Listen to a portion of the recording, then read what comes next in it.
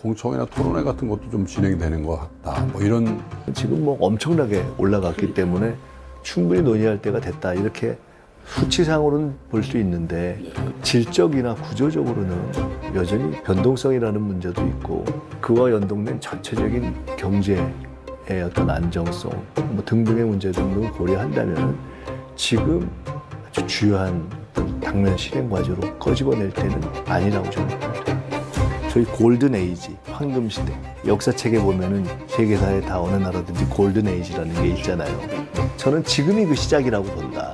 세계를 선도할 수 있는 최초의 기회가 왔는데 정말 책임감을 갖고 가야 되는데 이게 1년 동안 그 문이 열리는구나 하는 기대를 가졌는데 이번 선거 이후 흔들리나 가장 절박한 위기가 아닌 전 사실 이번에 온 거예요. 지금이. 가장 절박한 지난 선거 이후에. 네. 자, 시청자 여러분, 더 피플 시간으로 여러분 뵙습니다. 어쩌면 현직에 계실 때보다 요즘 더 핫한 분을 오늘 모시려고 하는데요. 총리에서 당대표 후보로 돌아오신 김민석 전 총리를 인터뷰해 보겠습니다. 총리 어서 오십시오. 안녕하세요. 총리님이라고 부르기는 좀 어색하긴 한데 그래도 입에 붙어서 예. 총리 관저가 삼청동에 있는데 여의도 주민이 되셨다고요? 근데 원래 여기가 이제 지역구니까요. 예. 예. 다시 예. 돌아왔습니다. 여기 여의도인데 환영하겠습니다. 고맙습니다.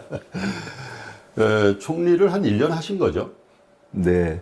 지명된 날로부터 따지면 1년이 좀 넘었고 예. 정식 임명된 걸로부터 따지면 1년에서 사흘 빠집니다.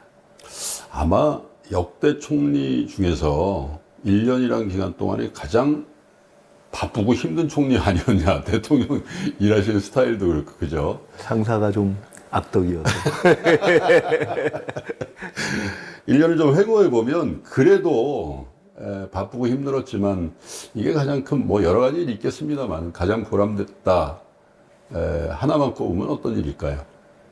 뭐 하나를 뽑다기보다는 전체적으로 보면 비교적 정부가 신뢰가 회복됐다라는 예. 것이 사실 제일 뿌듯한 거고 그냥 일종의 이벤트라는 측면에서 보면 그러니까 어떤 하나의 예. 단건이라는 측면에서 보면 에이펙에서 시작해서 AI 허브로 끝나는 것 같습니다.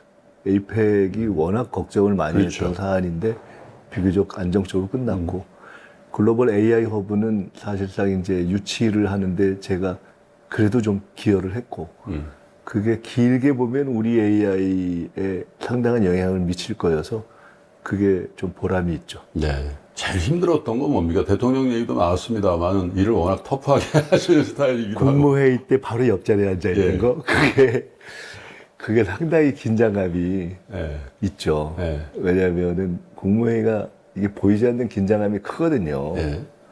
근데 이제 정면에서 마주보고 눈 부딪히는 분들은 훨씬 부담스럽고 저는 그래도 바로 옆에 있으니까 늘 부딪히진 않잖아요. 좀 덜 하시겠네요. 시선은. 갑자기 어쩌다 이렇게 보고 얘기할 때 있잖아요.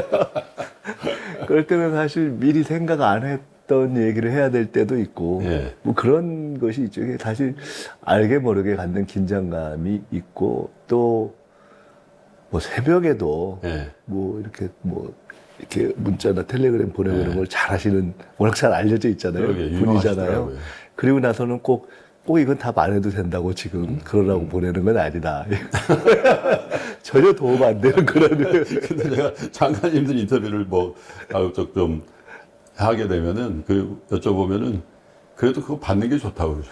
그렇죠. 아예 안 받는 거보다는. 네. 그러니까 이제 저 나중에 이해가 되더라고요. 왜냐면 해외 나가서 출장 가셨어도 네. 이렇게 문자를 막 보내고 그런 게 있는데, 근데 저도 해외를 나가서 결국은 또 총리실의 직원들한테 그렇게 뭐 됐죠. 보게 이렇게 되는 게 그때그때 생각나는 것을 어떻게 다른 방법이 없으니까 이제 전달해 놓고 하는 것이 갖는 의미가 있고, 역시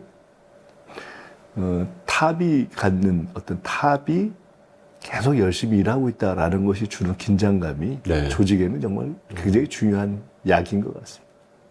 열심히 한 거에 대해서는 다 인정한 것 같은데, 어떻게 호흡이 잘 맞으셨어요? 어떠셨습니까? 제가 가장 가까이서 호흡을 맞춰온 게 이제 한 3년 되는 것 같아요. 예. 3년 좀 넘나요? 그러니까 당대표 시절에 당대표 정책위 의장, 당대표 총선 상황실장, 당대표 수석 최고위원, 당대표 집권플랜본부장, 후보 선대위원장, 예. 대통령 국무총리. 예. 이거 어떻게 보면 제일 가까이에서 일로 호흡을 맞춰온 건데요. 뭐 비교적 호흡이 맞고 스타일도 맞고, 그다음에 의외로 둘이 앉으면은 좀 철학적인 얘기를 많이 하죠. 그렇죠. 예, 좀 시대, 철학 네. 이런 얘기. 근데 그런 어떤 일종의 관점이 비슷한 것 때문에 예, 호흡이 맞는 것 같습니다.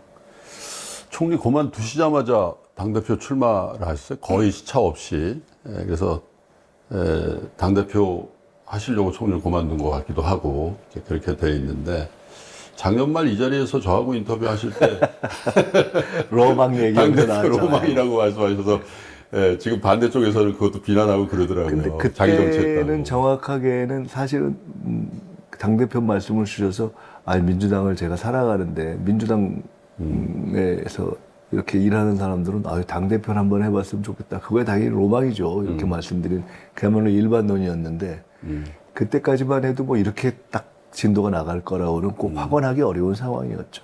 아니 그래서 저한테도 여러분이 물어봐요.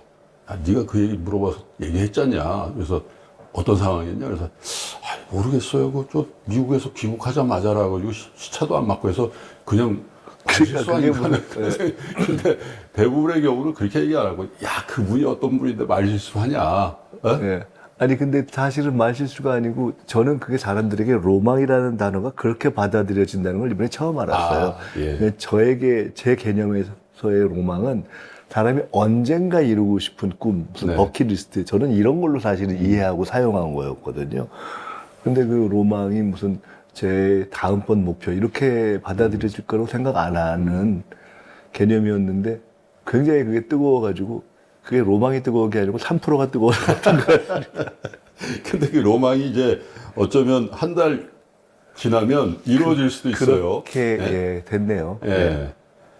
그 왜 이 시기에 김민석이라는 정치인이 총리직을 그만두고 민주당, 집권 여당인 민주당을 이끌어야 된다. 로망을 왜 지금 현실화하시려고 하시는지요?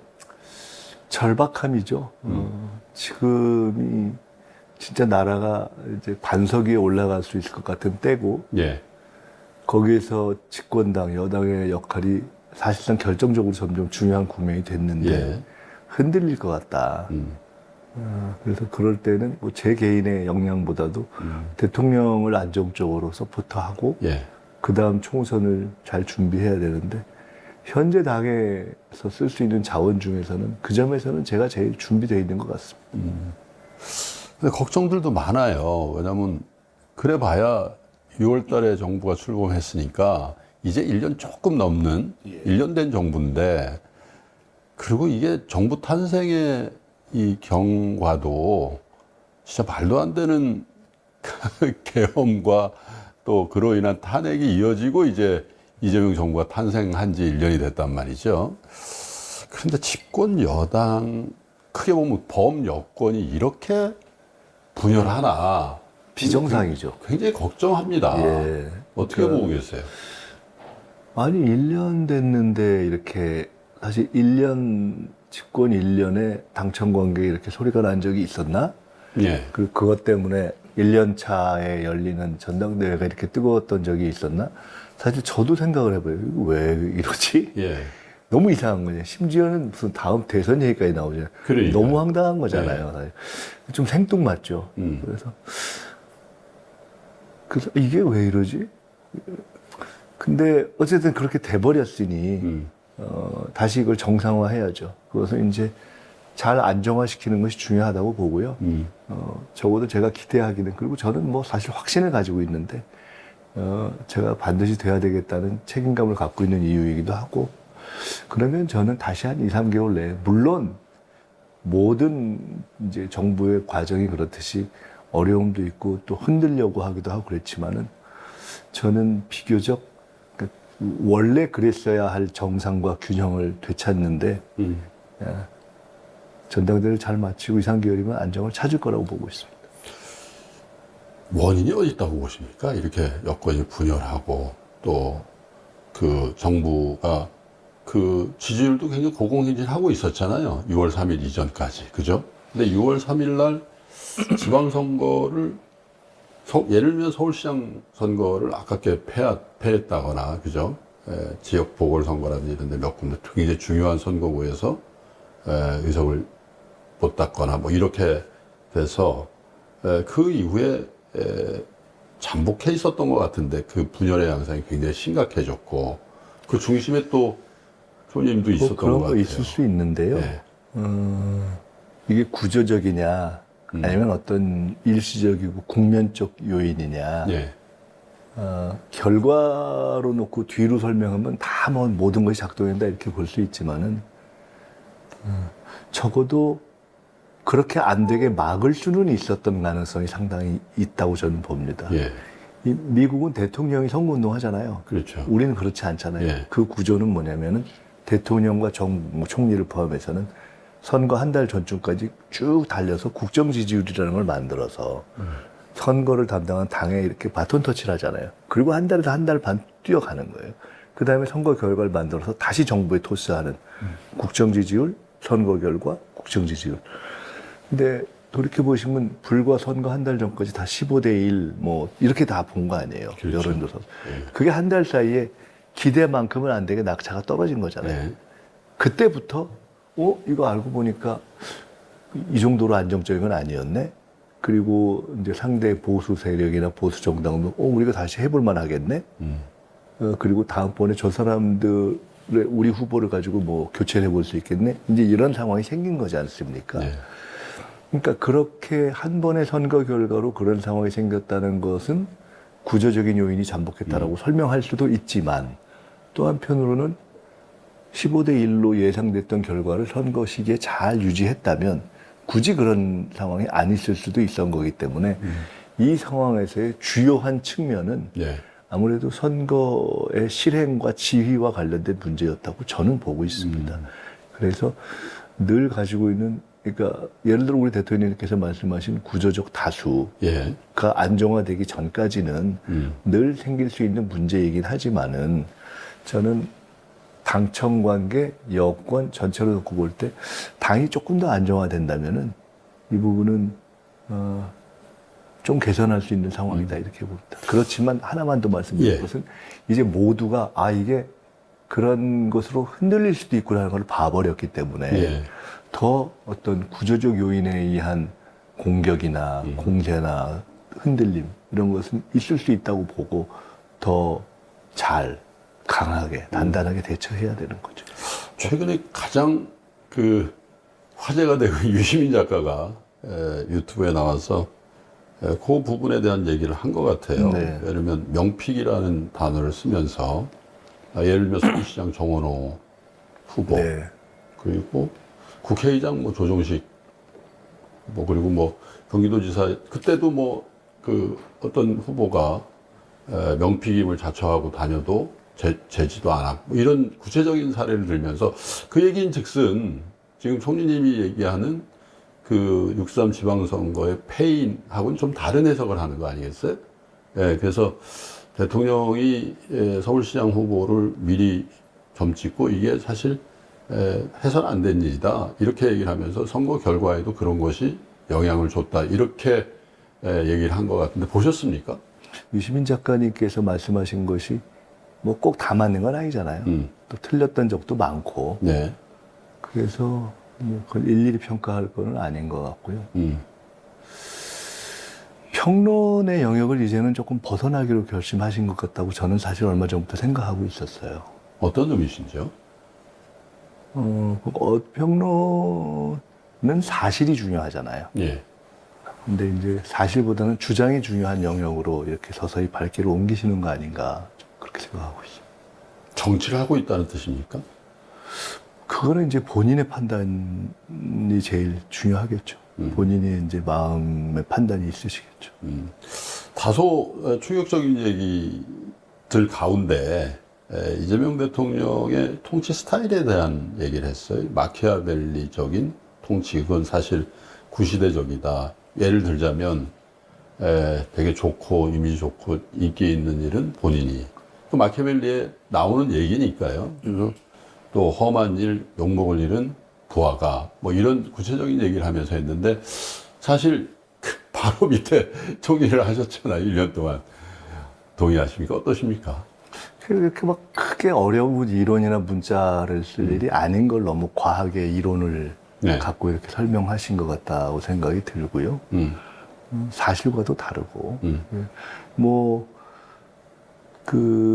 실제로 필요한 일이나 또 그에 관한 말씀을 직접 다 하시기도 했고, 또 경우에 따라서 어떤 것들은 그 분담을 해서 또 조직상 또 이렇게 분담을 해서 하는 것도 있고 그렇지 않습니까? 뭐, 그 자연스러운 일상인 거죠. 그걸 굳이 뭐 마키아벨리까지 갖다가 설명하는 것은 과한 이론적 설명이다 이렇게 생각이 들더라고요. 평론의 영역보다는 조금 더 평론의 영역을 넘으신 것 같다고 말씀드린 것은 얼마 전에 그렇지 않아도 예를 들어 최근에 이제 문제 제기를 주로 하시는 보안수사권 문제나 예. 또는 합당 논란 이런 것에 대해서 제가 간접 경로를 통해서 이러이러한 일단 인식하고 계신다고 보이거나 또는 그렇게 주장하시는 근거인 팩트 자체가 틀린 것들이 있어서 예. 그런 것들을 조금 이렇게 설명드리고 전한 적이 있어요. 근데 이제 그런 것과는 별도로 이렇게 말씀을 하시겠다 하는 이야기를 제가 전해 들었어요. 그렇기 때문에 제가 이게 팩트보다는 주장이 중요한 영역으로 가셨구나 이렇게 생각했던 거고요. 근데 총리님 그만두실 무렵이었다고 제가 기억이 나는데 저는 5월경에 다 정리를 해드렸고 당에서 네. 실제적으로 입법 과정이라든지 이런 것들이 좀 미진한 거 아니냐, 난 정리됐다 이렇게 얘기를 하셨는데 반대쪽에서는 조금 다른 입장인 것 같아요. 보안수사권이 왜 이렇게 이 여권 분열의 논쟁거리가 됐고 또 어떻게 입장을 갖고 계시니 다시 한번 좀 여쭙겠습니다. 제가 아까 근데 이제 보안수사권 자체에 대해서도 이미 대통령께서 굳이 남에게 시켜야 되는 뭐 이런 것이 아니라 보안수사권이 원칙적으로 문제가 있지만 또 정치검찰의 폐해가 있었고 지금도 우려가 남아있지만 네. 본인은 수사기소 분리를 하되 상당 정도의 어떤 우려가 있기 때문에 예외를 둬야 한다고 생각한다. 또는 최소한 논의를 해야 한다는 얘기는 이미 온 국민 앞에서 쭉 해오셨잖아요. 예. 근데 그럼에도 불구하고 그 부분을 받아서 제가 정리하는 책임을 지고 있던 총리로서 대통령의 의견까지를 포함해서 다 종합한 후에 일단 이 문제는 보안수사권의 폐지를 기본으로 해서 예. 국회에서 입법하는 게 좋겠다라고 정부 입장을 정리하겠다라고 천명도 했고 대통령님과 청와대가 총리의 입장이 맞다. 그게 정부 입장이다라고 이미 정리를 해버린 문제지 않습니까? 예. 그리고 그걸 정리하는 결정권은 국회로 넘어가 있단 말이에요. 근데 그것을 굳이 그렇지만 대통령은 이게 아니다라고 계속 아니 대통령의 생각이 그렇다는 걸 이미 다 알고 있잖아요. 그런데 그 얘기를 계속하면서 그것을 어떤 문제의 근본으로 계속 이렇게 만들거나 아니면 보안수사권 문제 하나를 우리 사회의 어떤 발전을 가로막는 그렇게 해서 그 문제가 마치 한 정부 더구나 이 중요한 시기에서의 이재명 정부가 망해야 되는 어떤 이유로 설정하거나 그런 프리즘을 설정하거나 너무 이상한 거죠. 그래서 저는 사실 그런 생각이 들었습니다. 제가 총리를 그만둔 날 저녁에 이제 우리 당 상임고문 12분인가 13분 있는데 같이 한번 뵀어요. 예. 그중에 8분이 이제 장관이나 이런 걸 좀 안 하는 원로들이 모셨는데 너무 흥미로운 게 그분들이 다 해주신 얘기가 몇 가지 있었어요. 공통적으로. 첫째는 메가 프로젝트가 너무 중요하다. 네. 역사적 승부수다. 예. 이재명 대통령을 떠나서 나라가 반드시 성공해야 된다. 그 얘기만 집중했으면 좋겠다. 그리고 자칫 잘못하면은 옛날 2004년인가? 그때 열린우리당 때 국가보안법 폐지 그거 하나로 마치 당이 쪼개듯이 하다가 이것도 안 되고 저것도 안 네. 되고 하면서 그다음부터 열린우리당이 그냥 휘청거려서 한 몇 년 동안 헤맸던 적이 있다. 자칫 잘못하면 그렇게 가니까 절대 그렇게 안 되도록 해라. 네. 라는 말씀을 다들 주시더라고요. 근데 마치 그때 국가보안법 폐지가 아니면 안 된다. 라는 주장을 했던 면서 생겼던 어떤 과정과 어떤 부작용, 예. 이 지금 검찰의 어떤 그 보안 사건 문제하고 굉장히 유사하게 이렇게 오버랩돼서 보인다는 느낌도 같습니다. 총리님 입장은 그 보안 수사권이 일부 검찰이 있어야 된다라고 생각하시는 그런 거는 아니고요. 예. 저는 대통령님이나 저나 워낙 정치검찰에 대한 피해를 많이 받은 데 속한 사람이고 네. 그래서 저는 원칙적으로 보안수사권 폐지하고 수사기소 분리하는 게 좋겠다는 얘기를 계속 해왔고요. 원칙적으로. 네. 예. 그렇지만은 그것이 갖는 부작용이 있을 수 있으니까 보완책 또는 뭐 이런 거를 최대한 수기하자라고 해온 입장이었고 그렇지만 이제 지금 입법을 해야 될 단계에서는 보안수사권 폐지를 원칙으로 해서 지금 제기되는 다른 문제에 대한 뭐 대책을 세우는 게 좋겠다라고 일단 입장 정리는 한 상태이고 그것도 가급적 자꾸 정치 쟁점화 되니까 아예 5월 달에 끝내는 게 좋겠다라고 이미 그것도 제안도 했었고 뭐 그런 입장입니다. 네. 그래서 저는 당 지도부가 이 문제에 대해서 그런 방향으로 정리를 해줬으면 좋겠다고 생각하고 있습니다. 근데 이제 저희가요, 총리실에서 이제 다양한 토론도 하고 많은 의견을 들었거든요.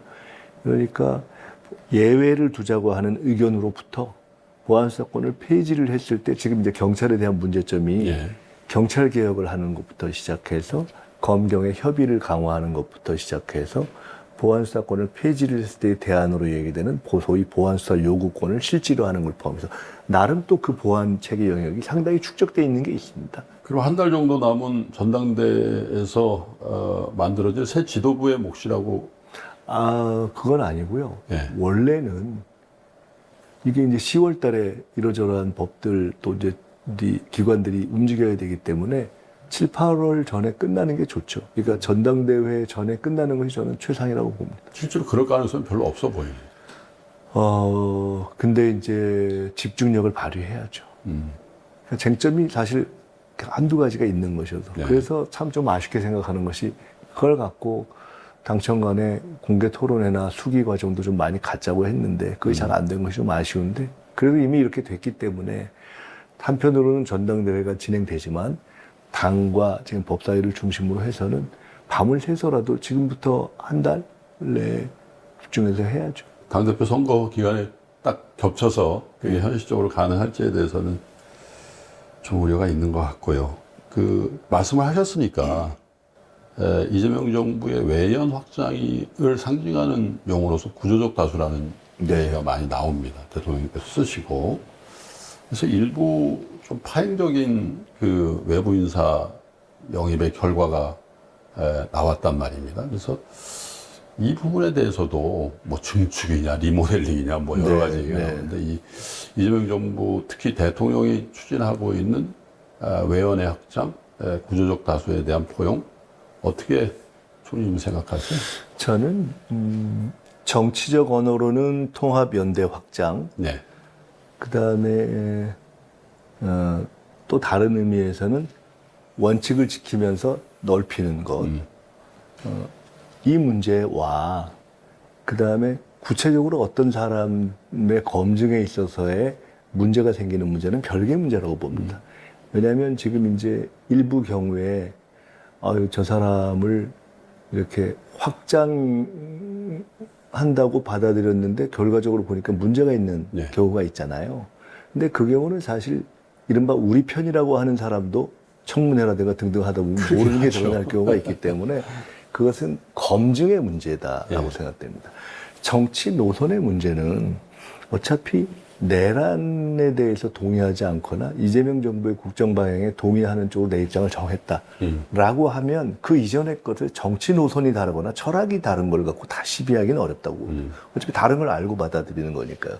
근데 그 사람이 도덕적으로 너무 우리가 모르는 하자가 있었다. 이런 건 이제 검증을 했었어야 되고 그런 건 안 되는 거죠. 그렇지. 일단 그런 전제하에 네.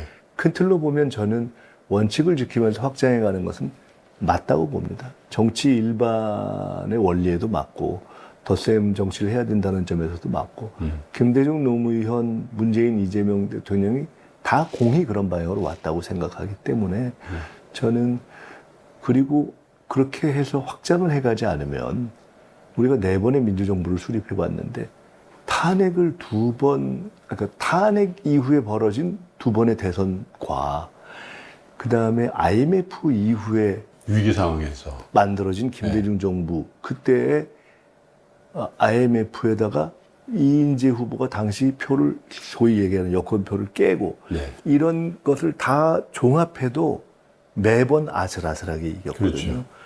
그러니까 그런 상황에서 훨씬 더 안정적으로 연속 집권을 하기 위한 노력을 하는 것은 너무 당연한 거고 그걸 하지 말자는 거는 집권하지 말자는 얘기하고 똑같은 것이고 그리고 개혁을 할 때 최고의 개혁책은 재집권이거든요.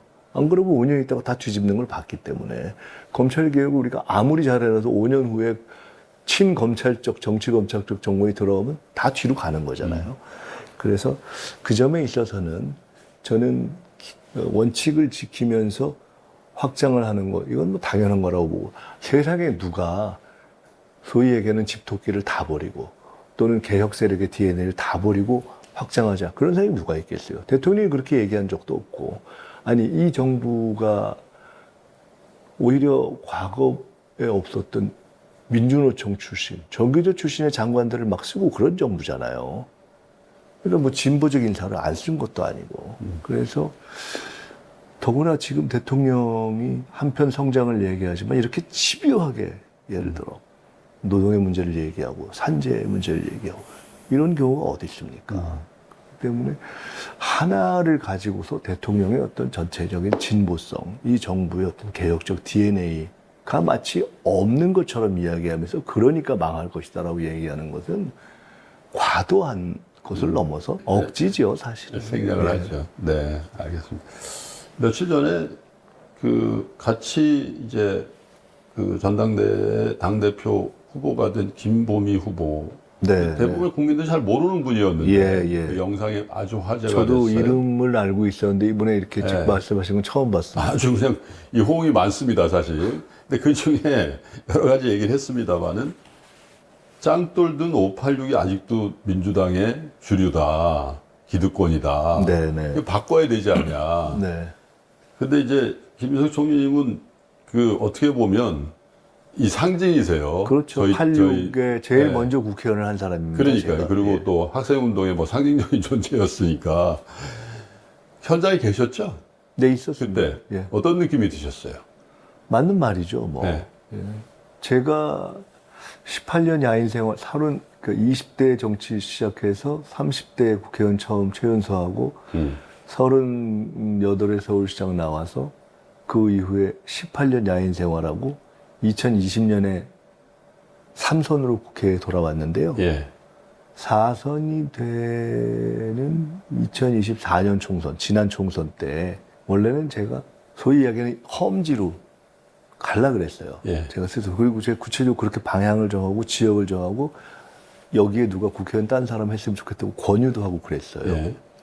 예. 그때 제 생각은 86들 내가 같이 안고 좀 이렇게 이제 뒤로 가게 해야지 이런 생각도 사실 험지로 같이 있었어요. 동반해서 있었어요. 실제로 그런 생각이 있었어요. 예. 그리고 이제 저희의 이제는 남아있는 정치적인 어떤 숙제 내지는 임무 중에 하나가 그 다음 세대들이 쭉 들어올 수 있도록 하는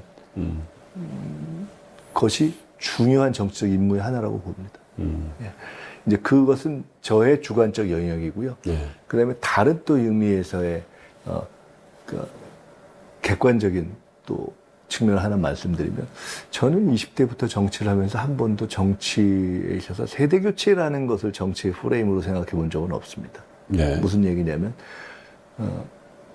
한 번도 예를 들어 삼김청산 때부터 시작해서 삼김 물러나라, 그다음에 뭐 물러나라 하는 게 이제 많이 했으니까 물러나라, 오래 했으니까 물러나라 이런 것이 먹히지는 않더라고요. 세상에. 그러니까 그것은 실력으로 또는 대안으로 대체시켜야 하는 것이지. 그래서 저는 그렇게 주장하는 젊은 세대다.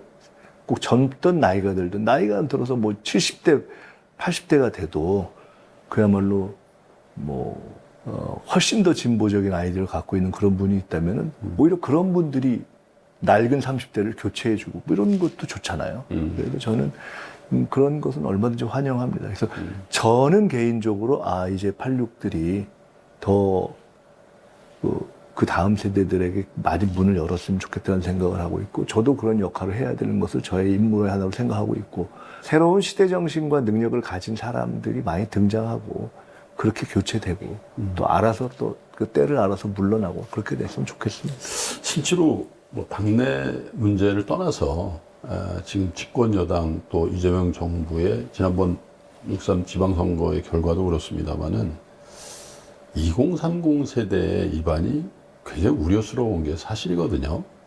예. 원래 전통적으로 보면 민주당, 그러니까 진보 정당은 조금 젊은 세대, 그리고 보수 쪽은 조금 이 노년층, 이렇게 생각하고 있었는데, 뭐 전체를 다 그렇다고 얘기할 수 있을지 모르겠습니다만, 적어도 지방선거에 나왔던 표심을 놓고 보면 굉장히 심각한 상황입니다. 저희 보시기에 여러 가지 이유가 있겠습니다만, 이 젊은 층의 진보 정부에 대한 이반 현상은 가장 큰 원인이 어디서 찾으세요? 최근에 들었던 얘기 중에 제일 와닿았던 중에 하나가, 지금 20대, 30대가 어떻게 보면 가장 민주적이고 가장 자본주의적인 세대가 아니냐라는 관점에서 한번 보면 어떠냐. 네. 그래서 저는 그게 요새 또 한편 끄덕끄덕 이렇게 여지는 면이 있더라고요.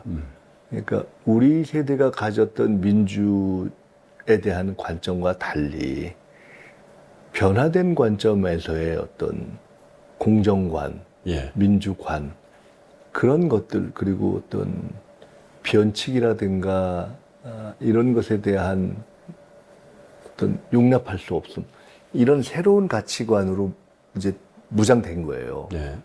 물론 우리가 좀 다르죠. 근데 그것을 바라보고 인정하는 데서 우선 시작해봐야 되는 거 아닌가? 라는 생각을 하고 있고요. 제가 최근에 그 선관위 사태가 네. 생긴 후에 예. 어떻게 보면 이제 기성정치 쪽에서 제일 먼저 대화를 시도해보고 해본 사람 중에 하나예요. 예. 그 총리로서 그 일주일 안에 하여간 그분들하고 직접 대화를 시도해보고 간담회를 2번 해봤는데, 네. 그때 제 생각이 많이 바뀌었어요. 예. 왜냐면 제가 사실 굉장히 쫄랐거든요. 처음 시작할 때. 아, 이거 과연 대화 될까? 대화가 되더라고요. 그리고 그분들도 저랑 대화가 좀 된다고 생각하는 것 같아요. 네. 그리고 선관위 문제에 대해서 가지는 분노도 이해가 되고, 그리고 그 이후에 쉽게 말해서 옛날에 저희 때는 반독재 민주화 학생운동이잖아요. 그렇죠. 그리고 나서 그게 이제 어느 정도 된 다음에 학내 권익 학생운동으로 바뀌었잖아요. 예. 근데 지금 이 선관위 사태를 통해서 저는 청년 학생의 새로운 단계로 접어들고 있는 것이 아닌가? 그러니까 자기 권익이라는 문제와 예. 이 사회의 어떤 공정성이라는 문제가 접점이 되면서 새로운 일정한 사회적 관심이 생겨나고 있는 것이 아닌가라고 예. 보여져서 그분들한테 선관위 문제가 잘 정리가 되면 사회 문제 전반, 청년 문제 전반에 대해서 정부하고도 얘기하고 정치권하고나 또 정당하고도 좀 얘기를 시작했으면 좋겠다고 하니까 그렇게 할 용의가 있으시더라고요. 그래서 저는 왜 이렇게 변했나 하는 진단도 중요한데, 더 중요한 건 늘 어떻게 해야지 하는 문제이기 때문에 저는 훨씬 열어놓고 대화를 시작해도 되겠다. 그거를 하는 게 최우선이다, 이런 생각을 하고 있습니다. 제가 어제 이제 민주당의 4대 혁신 플랜을 얘기했는데, 그 중에서도 1번을 청년, 민주당의 청년화, 그리고 이제 청년 문제로 잡았어요. 지난 1년 동안 제가 총리로 있을 때요, 어떻게 보면은 대통령님과 매주 하는 주례보고를 포함해서 소위 여권의 핵심 인사들을 만날 때보다 제일 많이 했던 얘기가 청년 문제입니다. 네. 그러니까 어떤 디테일 하나하나의 정책 문제가 아니라 제가 계속 이런 얘기를 했어요. 아니, 대통령의 지지가 최고로 좋아서 국정 지지도가 막 60, 70일 때도 지표로 보면 소위 얘기하는 청년층의 지지도는 40, 50인 거예요. 이 20의 간극을 채우지 않으면은 국정을 성공하기 어려운 거예요. 그러니까 그들에게 정말 우리가 제대로 하는 점에 있어서 아닌 게 있거나 설명을 못하는 게 있거나 그런 거 명백한 거예요. 20% 차이가 있기 때문에. 그러니까 이것을 정리하지 않고 국정 성공을 안정적으로 가기도 어렵고, 특히나 민주당은 이렇게 가면 5년만 지나면 전 미래가 없다고 보이더라고요. 걱정이죠. 구조가 굳어버리니까. 네. 그분들이 올라가면은. 그래서 저는 이 문제를 해결하지 않고, 그러니까 이런 거죠. 예를 들어 민주당이나 진보 세력의 입장에서 그런 20, 30대 청년층과의 어떤 대화의 끈을 회복하지 못하거나 또는 아주 보수 세력 또는 무슨 뭐 기독교 어떤 그런 층 이런 데 있어서 그야말로 출발 자체는 꼭 어떤 정치적인 의도에서 그렇지 않은 분들과의 대화의 끈을 회복하지 못하면은 저는 안정적인 국정이나 연속 집권 이런 건 불가능하다고 봅니다. 이것을 회복하는 것을 첫째의 숙제로 해야 한다는 문제의식을 갖는 게 제일 중요하다고 생각해요. 그러니까 이제 일단 이걸 전제로 해놓고 아까 여쭤보신 도대체 뭐가 문제라고 보냐라는 것으로 돌아간다면 다양한 진단이 나오고 있는 것 같습니다. 그중에 하나가 제가 맞다고 얘기는 않겠지만 어떤 분들은 민주당이 일정하게 집권을 하는 동안에 청년층의 부담을 완화시키지 못했다. 심지어 가중시켰다. 뭐 예를 들어 미래에 집을 살 수 없다. 네. 뭐 이런 어떤 어려움을 가져오게 했다라든가 네. 아니면은 소위 내로남불과 관련된 정치적인 문제가 있었다라든가 뭐 이런 등등을 얘기하는 분들이 있는데 뭐 그런 등등을 포함해서 다 생각해 봐야죠. 뭐 공정 불공정의 이 이슈가 제기된 건 꽤 그랬죠. 시간이 흐른 것 같습니다만 최근 들어서는 아까 말씀 중에 예를 들면 청년 주거 문제 야 이걸 해결 못하냐 기대를 예. 했는데 예. 그리고 점점 삶의 가장 중요한 주거 문제에 대한 해결점은 더 요원해지고 있다라는 이 청년층 일반의 자각 이런 것들이 아마 6.3 지방선거에도 표로 상당히 집결된 거 아닌가 생각하는데 정말 해법이 없을까요? 청년 네. 문제는 예. 사실 소득의 문제, 일자리의 문제, 결혼 문제, 예. 그 자산 문제, 주거 문제, 이게 뭐 다 연동돼 있잖아요. 예. 저는 이제 가령 조금 새로운 상황에서의 새로운 해법을 찾는 식으로 가야 된다고 봅니다. 예를 들어 뭐 어마어마한 뭐 초수익이 생기고 이 AI 대전환 시대 어마어마한 초과 세수가 생기고 네. 뭐 이런 등등의 상황이라면은 예. 이제는 거의 예를 들어 메가 프로젝트도 혁명적인 거잖아요. 그러면 그런 의미의 어떤 메가 사고를 좀 해야 되는 거 아닌가. 우리가 쓸 수 있는 재원 중에 일정한 부분을 청년 주거 해결에 아주 딱 핀셋으로 이제는 쏟아부을 생각을 한다든가. 그러니까 지금 뭐 우리가 생각하는, 제가 이제 아주 구체적인 딱 어떤 세수 또 어떤 재원을 갖고라고 얘기하는 거는 너무 파장이 있을 것 같아서 말씀드리기는 어렵지만 좀 생각을 해보고 있는데요. 그런 식의 뭐 기금, 하여간 뭐 등등을 좀 생각을 해봐야 될 때라고. 그래서 제가 하나 아이디어 차원에서 좀 예. 그 건의를 드리면 이것도 뭐 아주 면밀한 그 검토를 통한 건 아니니까요. 근데 초과세수 문제를 어떻게 이제 아젠다 세팅을 하느냐도 미래를 위한 기금이라던가 이렇게 너무 좀 뭉뚱그려져 있지 않냐. 필요하지 않다는 네. 얘기가 아니라. 네. 그래서 네. 자본시장 쪽에서 초과세수는 대체로 어디서 나오냐면 거래소와 농특세에서 나오고 있습니다. 지금 거래량이 엄청 나고 또 이 주가지수가 2천에서 8, 9천 이렇게 되다 보니까 이 거래 금액에 의해서 정률적으로 예. 세금을 떼게 돼 있잖아요. 그래서 제가 파악해 보니까 올해 거래세와 농특세의 초과세수가 양쪽 다 합치면 최소 30조에서 많으면 40조까지도 될 수도 있을 것 그런 같아요. 녀석 30조 들어본 정도. 것 같고 그 네. 외에도 지금 전반적으로 일정 기간 초과 세수가 상당히 예상되고 네. 있습니다. 대체로 기성세대들이 그 거래하는 물론 이제 젊은 세대들도 거래합니다만은 거래 규모 자체가 금액 자체가 현격히 차이 난다는 거 아닙니까? 젊은 세대는 자본이 없고 5, 60대 이런 분들은 자본이 많으니까 그래서 대통령께서도 야 이게 너무 양극화되는 거 아니야 이런 우려도 하셨잖아요. 그래서 네. 그 양극화에 어떻게 보면 과실로 나오는 게 초과세율이라는 측면에서 증권시장 내부에서 거래세와 농특세인데 94년도에 농특세가 생긴 거거든요. 우루과이 예, 라운드 예. 때문에.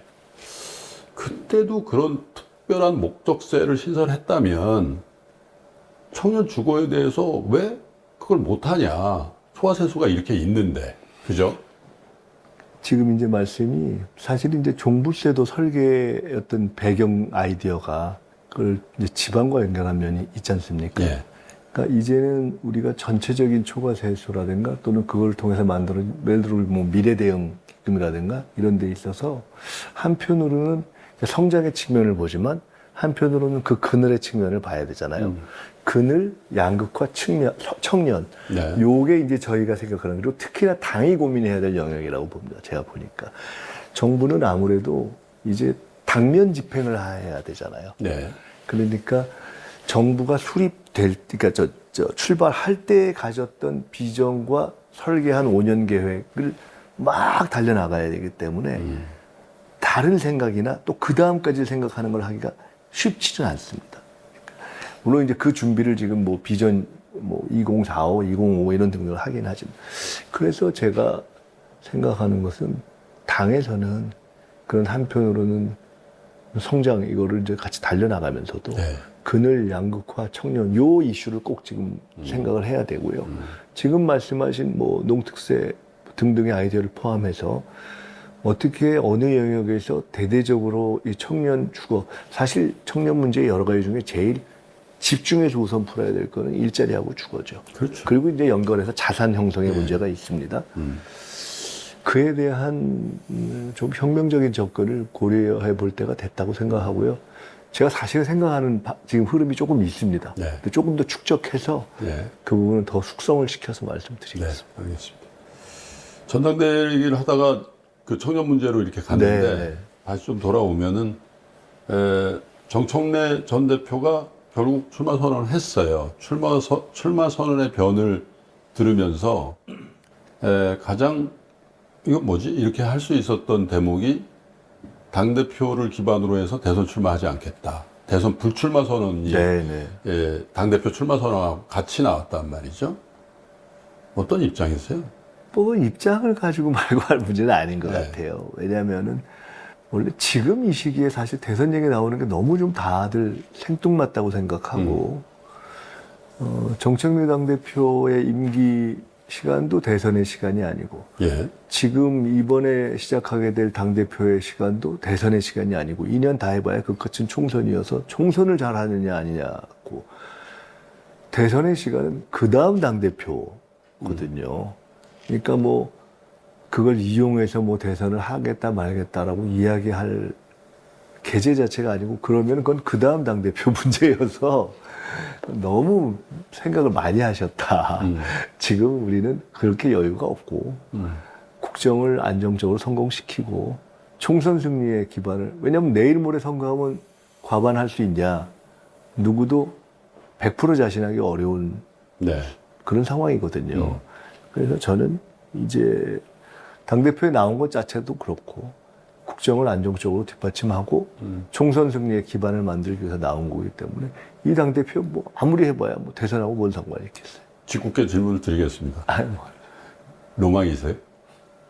무슨 뭐. 저는 이제 3%에서 로망 물어보면 아무것도 다 말.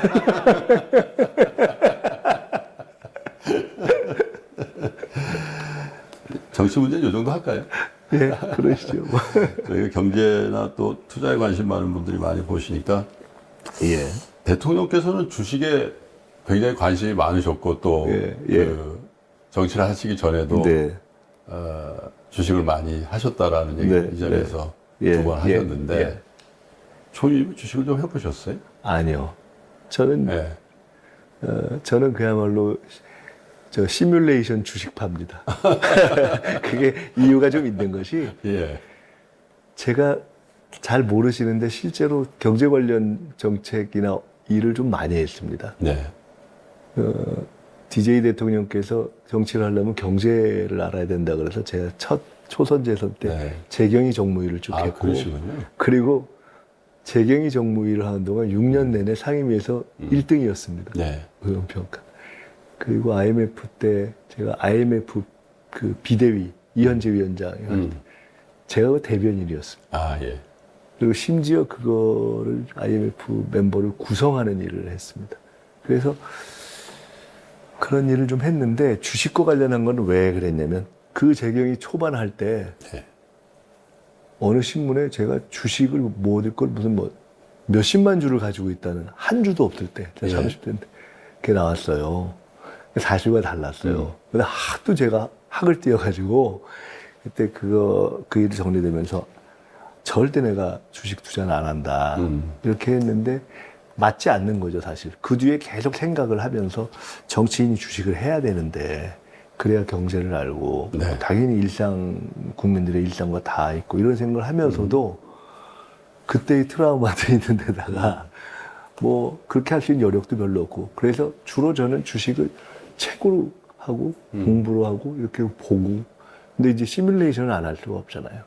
그렇기 때문에 실제 주식 투자는 저는 한 번도 안 했어요. 한 번도 안 하셨어요? 한 번도 안 했어요. 근데 이제 요즘 많이 한다 ETF 같은 것도? 그것도 안 했어요. 그것도 저 말고 집사람이야. 네. 하고 네. 집사람이 이렇게 저 계좌 설정해서 그거 하는 거 보고 지금 요새 뭐 하냐 이런 것도 물어보고 그리고 이런 것이 좋겠다 이런. 근데 주식 책은 또 많이 사서 보고 네. 그랬습니다. 그게 그때의 트라우마가 좀 깊었던 것 같아요. 그렇군요. 이재명 정부의 여러 가지 뭐 아직 1년밖에 안 지났으니까 그걸 업적이라는 표현을 하기는 좀 그렇습니다만 성과라고 하는 게 더 낫겠네요. 근데 어쨌든 2,000포인트대에 있는 주가가 지금은 좀 조정을 받고 예. 있습니다만 9,000포인트 그리고 그 상법 개정을 비롯한 이 증시 전반의 어떤 이 구조를 바꾸는 여러 가지 법안을 만든다든지 사실 그게 기반이 됐고 그 다음에 반도체 예, 그렇죠. 포항이 와서 그렇죠. 만들어낸 그러니까 게 심리적 회복을 만들어냈다는 게 굉장히 크죠. 그렇죠. 예, 분명히 있는데 일각의 걱정이 좀 나오는 것 같아요. 뭐 섣부른 우려일 수도 있는데 주가값이 너무 오르니까 이게 증시의 어떤 그 선진화 또 자본시장을 개혁해서 이게 부동산 자금이 이쪽으로 오고 선순환 구조를 만든다라는 게 조금 그 의지가 약화된 거 아닌가. 주가 지수가 너무 올라서 또 특정 종목이 너무 올라가지고 어떻게 보면 약간 쿨다운 하기를 바라나 그런 한간의 얘기들이 좀 있어요. 그거는 아니고요. 네. 결국 증시 주식이라는 게 경제의 반영이잖아요. 네. 그런 점에서 보면은 큰 틀에서 봐서 우리 경제가 소위 얘기하는 펀더멘탈이 탄탄한가. 예. 그 다음에 증시가 구조적으로 소위 얘기하는 디스카운트가 이제 해소가 만족할 만큼 됐는가. 그 다음에 국내의 경제 상황이 앞으로도 계속 경제가 좋아지고 이게 증시가 올라갈 여력이 있는 그런 상황인가.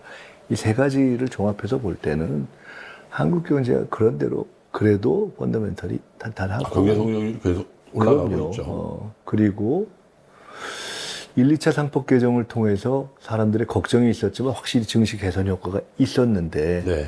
저는 이제 당연히 돌아와서 해야 될 개혁 과제 중에 바로 증시, 금융 그 부분을 하나를 생각하고 있거든요. 예. 이제는 여전히 이어져서 이제 디테일들을 더 찾아서 그걸 계속 해나가야 된다고 보고 있어요. 그런데다가 지금 뭐 반도체의 세계적인 상황 이런 걸 놓고 보면 우리가 더 성장할 룸이 있거든요. 종합적으로 말씀드리면은 저는 그 더 시장 환경 개선을 통해서 이 자본시장이 더 정상화되고 활성화될 수 있도록 하는 노력은 해야 된다. 이렇게 보고요.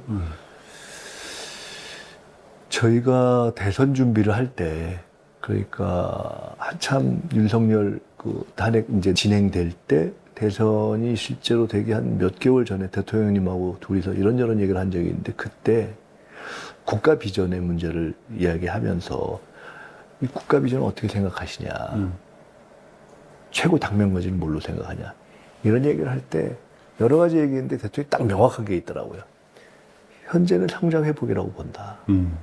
근데 저는 그게 맞다고 생각을 했고 그걸 저는 뭐와 비견해서 이해했냐면 DJ 대통령 때요. 기억하시겠지만 97년 IMF가 있었지 않습니까? DJ는 평생의 꿈이 남북관계 해결과 복지국가였던 정치가입니다. 예. 근데 그 DJ가 딱 취임하고 1년만 동안 IMF 극복에 다 쏟았잖아요. 그거 하고 그 과정까지 그래서 보수 세력과도 연합하고 그렇게 해서 IMF 극복하고 그때부터 비로소 남북관계하고 복지국가 쪽으로 넘어갔습니다.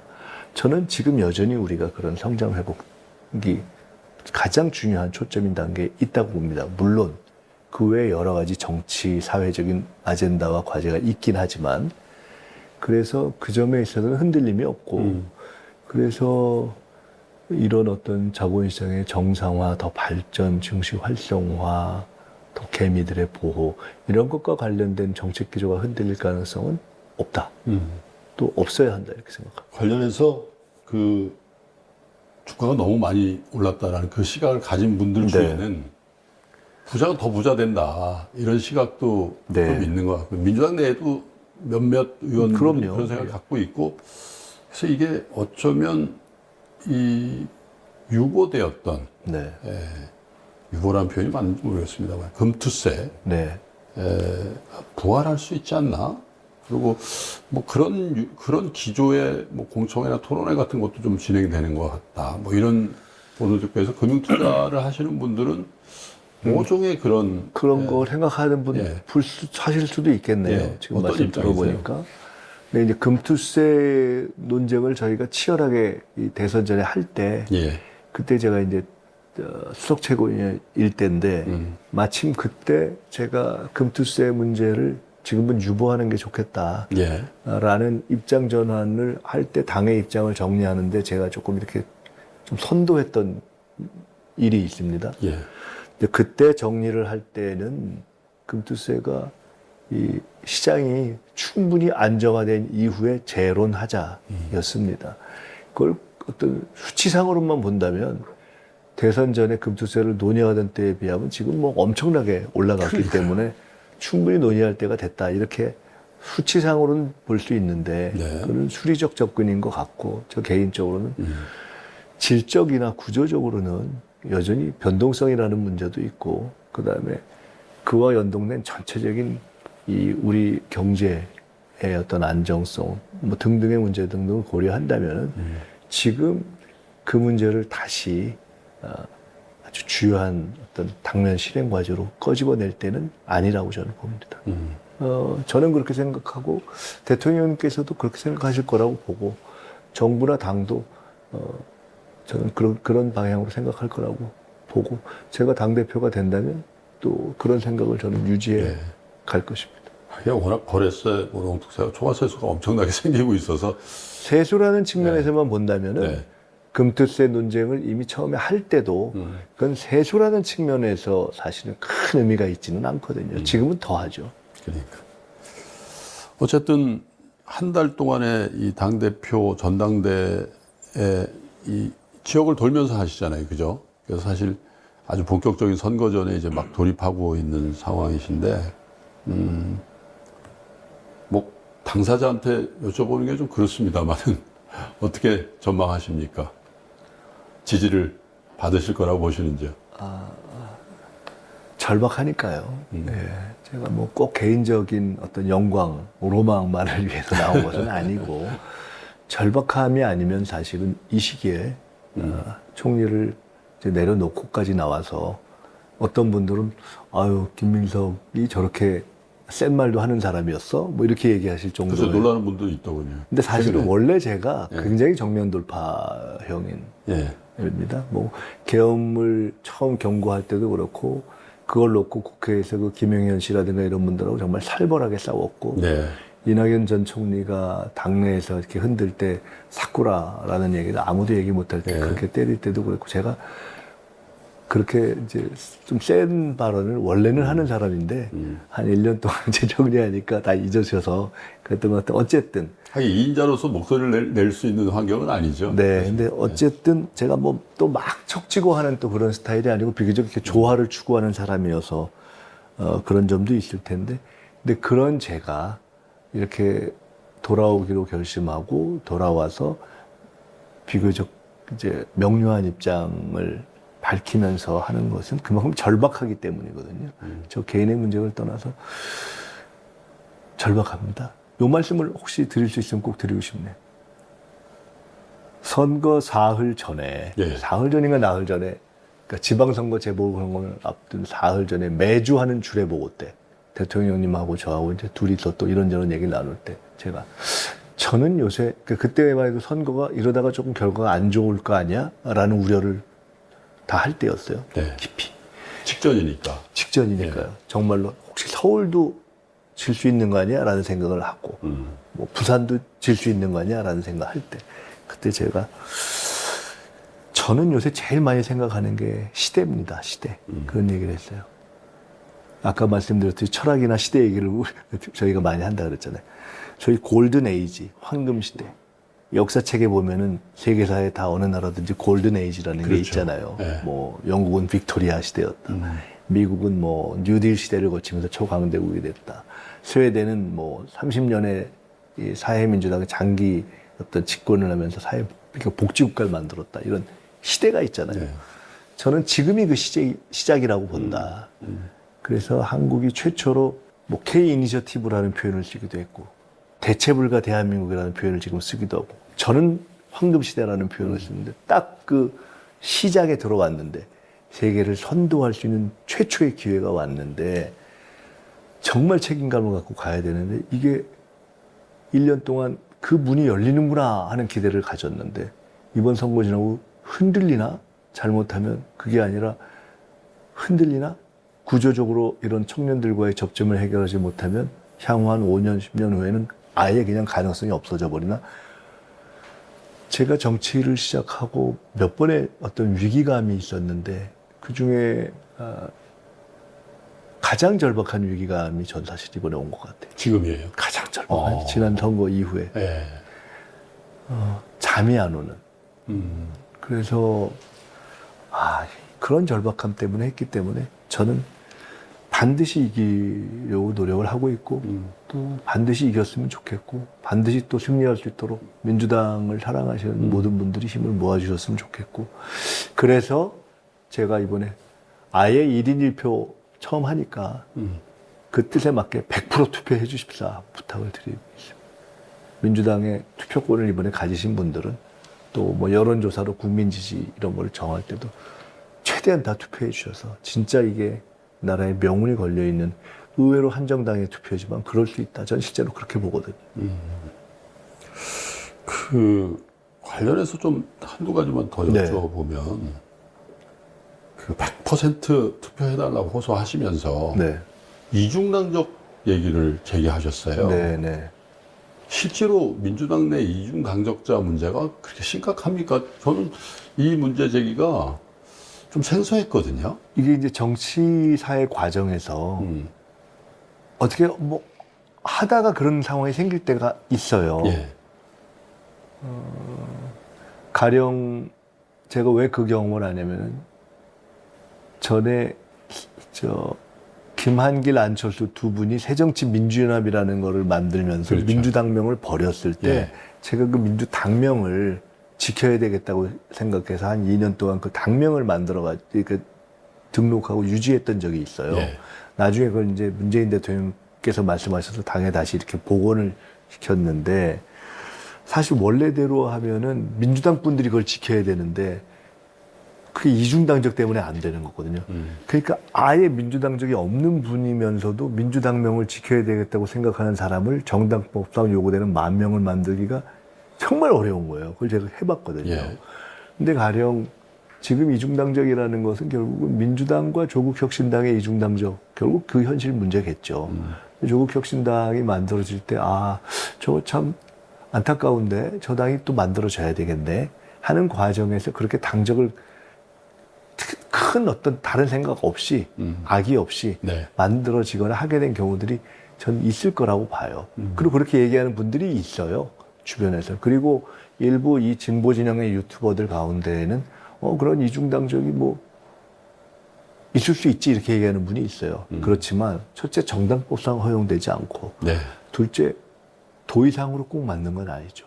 세 번째 앞으로는 이제 민주당과 예를 들어 조국혁신당이 합당할 건지 연대할 건지 이런 걸 정리를 해야 되는데 그러면 양 당의 총의를 모아야 되거든요. 그럼 이쪽의 총의도 모아야 되고 이쪽의 총의를 모아야 되는데 여기도 의견 내고 여기도 의견 내고 이건 좀 불공정하잖아요. 그러니까 그런 것들은 자발적으로 정리해 주는 것이 좋다고 생각을 하는 거죠. 그러니까 그 문제에 대해서 비중의 크고 작음 때문이 아니라 원칙의 문제라는 거예요. 원칙의 문제이기도 하고 그 문제를 민감하게 제기하는 분들이 상당히 계셔요. 그래서 제가 말씀을 드린 겁니다.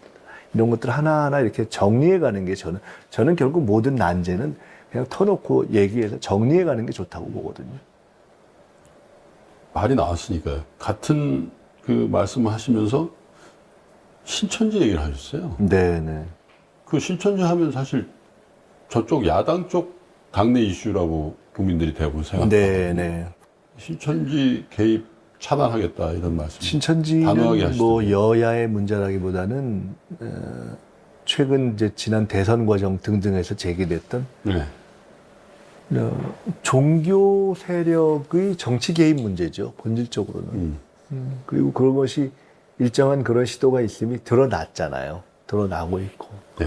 그리고 그것이 여야를 불문하고 그렇게 작동을 하려 했었다. 네. 상층에서는 그게 어떤 뇌물이라든가 이런 것에 의한 어떤 자기 이득의 실현으로 되는 것이고, 또 기반에서는 그런 것을 위해서 그 당내의 영향력을 행사할 수 있는 표를 행사해주고 하는 건데, 그게 구체적으로는 어떤 당원 가입과 필요할 때 표의 행사 이런 걸로 나타나는 거잖아요. 근데 그런 것에 대한 문제 제기나 제보나 이런 것이 제법 있어 왔어요. 이것도 좀 정리할 필요가 있고, 제가 그 문제를 제기한 이유에 또 하나는 그런 문제를 정리할 필요가 있어서 그렇기도 하고, 이런 문제를 확실하게 막아내겠다 하는 것을 분명하게 해야 그걸 우려하는 분들에게도 저는 좀 이렇게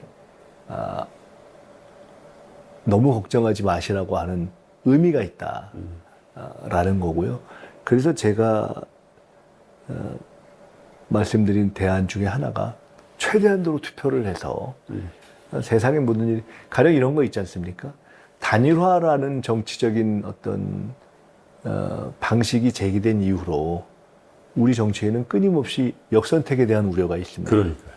그게 그런 거거든요. 네. 아우, 이게 저쪽 편이 싹 숙며 자기 당 지지를 속이고서 들어와서 반대편 찍으면 어떡하지? 이게 끊임없이 단일화 여론조사를 할 때 생기는 거거든요. 근데 그건 이제 실제로는 저희들이 해보면은 쉽지 않습니다. 그리고 그게 샘플이 많아지고 결국 그렇게 되면 잘 안 되거든요. 그런 것처럼 저는 실제로 이중당적이라든가 또는 특정 정치, 특정 종교 세력의 정치 개입 또는 정당 가저 이런 것이 없어져야 되기도 하고, 그렇게 이것은 법적, 정치적 과정을 통해서 없어져야 하고, 제일 좋은 해법은 일종의 햇볕 정책이다.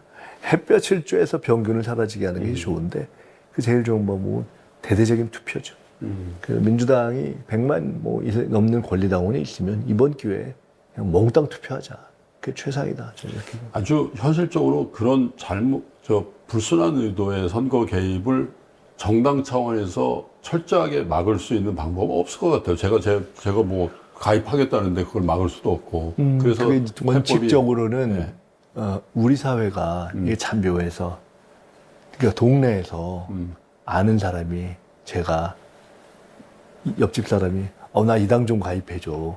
여기서는 또 이 당 좀 가입해줘. 하면은 맨날 얼굴 보는 사람들이 이렇게 그냥 원서 하나 써주면 되는 건데, 네. 그렇게 해서 뭐 2군데, 3군데 써주는 경우가 있어요. 그게 현실이에요. 근데 그것은 정당들이 그거를 오픈하기도 어렵고, 원칙적으로는 선관위가 그걸 크로스 체크하지 않는 한 사실상 어렵죠. 현실적으로 불가능하죠. 현실적으로 굉장히 어렵죠. 네. 그래서 이것은 첫째는 양심과 도의의 문제라고 저는 보고요.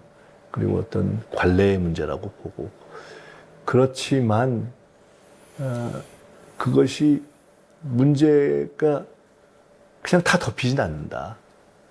어떤 방식의 구체적인 어떤 의도적인 위법이나 범법이나 규정 위반이 계속될 경우에는 꼭 문제가 생기고 그 드러날 수 있거든요. 제가 어떤 뭐 이벤트를 디테일로 통해서는. 말씀드리지 않겠지만 그렇거든요.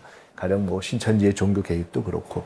그래서 제가 그거를 누가, 예를 들어 신천지 얘기를 할 때 누가 혹시 지시를 하건 아니면 그런 거 해서 뭐 가입을 하건 아니면 나중에 그 결국 여론조사가 됐다. 이거 대기하세요 해서 하건 그런 행동이 이루어진다.